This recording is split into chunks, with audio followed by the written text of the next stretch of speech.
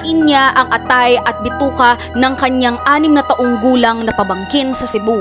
Ang sabi ng suspect na si Efren Matedios ay ginawa niya ito dahil daw bumulong daw sa kanya ang mga espiritu at sinabi na ang kanyang pamangkin ay isa dawng aswang.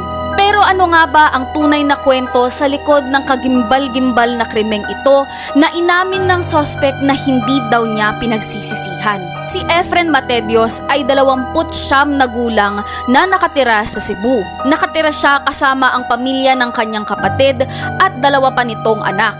Si Lara naman ay 6 na taong gulang na pamangkin ni Efren na siya ang nagbabantay sa batang ito. Isang araw daw ay umalis ang ina ni Lara at pinagkatiwala ang bata sa kanyang tiyuhin na si Efren. Mahal na mahal daw ni Efren ang kanyang pamangkin kaya't malaki ang tiwala ng nanay ni Lara sa kanya na aalagaan niya ito. Ngunit pag-uwi ng ina ni Lara ay nagulat siya nang tumambad sa kanya ang bangkay ng kanyang anak na nakahandusay na may hiwa sa tiyan at nakalabas ang mga laman loob nito at pinaniniwalaan na kinain ng kanyang tiyuhin na si Efren. Sa ibabaw ng lamesa na katabi ng bangkay ni Lara ay merong isang plato na naglalaman ng iba pa niyang laman loob at nabudburan ito ng asin.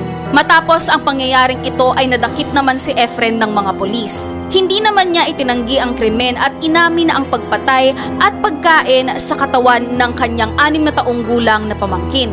Ngunit hindi daw niya pinagsisisihan ang nangyari dahil tinulungan lamang daw niya ang bata. Di umano ay binulungan daw siya ng mga espiritu na sinasabi na ang kanyang pamangkin na si Lara ay magiging isang aswang. Kaya't upang matulungan ang bata ay hiniwa niya ang tiyan nito at binudburan ng asin ang kanyang mga laman loob. Ginawa daw niya ito dahil ito daw yung nakikita niya at napapanood niya sa telebisyon kung paano pumatay ng mga aswang. Mariing itinanggi naman ni Efren na gumagamit siya ng ipinagbabawal na gamot at hindi rin daw siya miyembro ng isang kulto. Gulat na gulat naman ang kanilang mga kabarangay, maging ang kanilang mga kamag-anak dahil daw malapit daw si Efren at si Lara at alam daw nila na hindi daw niya ito kayang saktan. Napakabuting tao din daw ni Efren kaya't nagulat sila at hindi sila makapaniwala na kaya niyang magawa ito. Ang sabi naman ng mga eksperto ay maaaring may mental disorder si Efren kaya't nagawa niya ang kahindik-hindik na krimeng ito. Totoo ngang isa ito sa pinakamalaking kaso ng cannibalism dito sa Pilipinas na hanggang ngayon ay misteryo pa rin kung ano ang tunay na rason ni Efren Matedios sa pagpatay sa kanyang pamangkin.